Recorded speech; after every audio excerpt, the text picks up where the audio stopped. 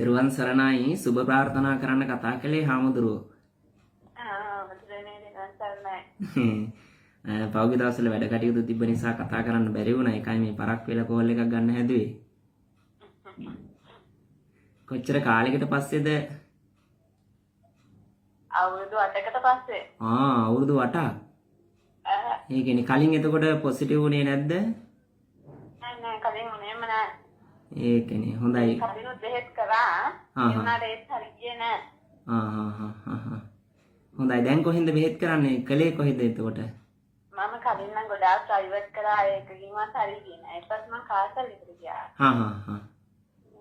දැන් කෙරි මේක තමයි ඒකෙන් තමයි හරි ගියේ. හොඳයි එහෙනම් සන්තෝෂයි. ඒවත් එක්ක හාමුදුරුවෝ කියපේවත් කරා. මම දැන් සති 3කට කලින් අහපව් අනුරාධපුරයට ආයෙත් පාරයක් වුණා. එහෙමද? එතකොට කොයි පූජාවට සම්බන්ධ වුණේ මට මතක නෑ. මම මේ ගිය අවුරුද්දේ නොවැම්බර් වලට ආවේ. නොවැම්බර් 26 නේද මට මතක හිටියේ. 27 හෝ 26 මට මතක නෑ. ඒ වත් පිළිවෙත් දිගට කරගෙන ආවා. අර CD පොත් මොනවා හරි තියෙනවද ළඟ? ඒවා නම් මොකුත් නැහැ. අර දැන් YouTube එකේ තියෙනවා සෙනෙහසේ ආශ්‍රමයේ YouTube එකේ තියෙනවා අර ගර්භණී අම්මලා ඇසිය යුතු භාවනාවක් කියලා. මේ භාවනාව අරගෙන ඒක පොතක ලියාගෙන උදේ හවස බුදුන් වන්දනා කරන. දැන් ඔය බුදුන් වන්දින එක එහෙම නවත්තන්න එපා. නෑ කරනවා දිගටම. හරි ඒව කරන්න කියලා දුන්නු වත් පිළිවෙත් ටික උදේ හවස ඒ විදිහටම කරන්න. ඒ වගේම විශේෂයෙන්ම ඇඟට පෝෂදායී දේවල් කන්න ඕන.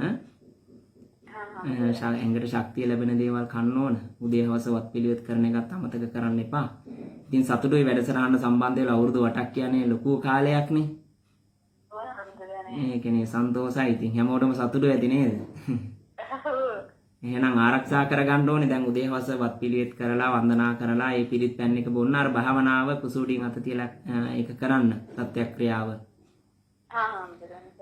එහෙනම් හොඳයි සුබ ප්‍රාර්ථනා කරනවා. හොඳයි සිත ප්‍රාර්ථනා කරනවා. ඉතින් පැමිණිච්ච දරු පැටියා තුන්වන්ගේ ආශිර්වාදයෙන් දිව්‍යංගේ රැකවරණයෙන් ජයශ්‍රී මා බෝහඳුරන්ගේ ආශිර්වාදයෙන් ස්වර්ණමාලි සරජුන් ගණවසින් ආශිර්වාදයෙන් දලදා හාමුදුරන්ගේ පිහිටෙන් ආරක්ෂා වේවා නිදුක් වේවා නිරෝගී වේවා සුවපත් වේවා කියලා ආශිර්වාද කරනවා. එහෙනම් හරි තෙරුවන් සරණයි. එහෙනම්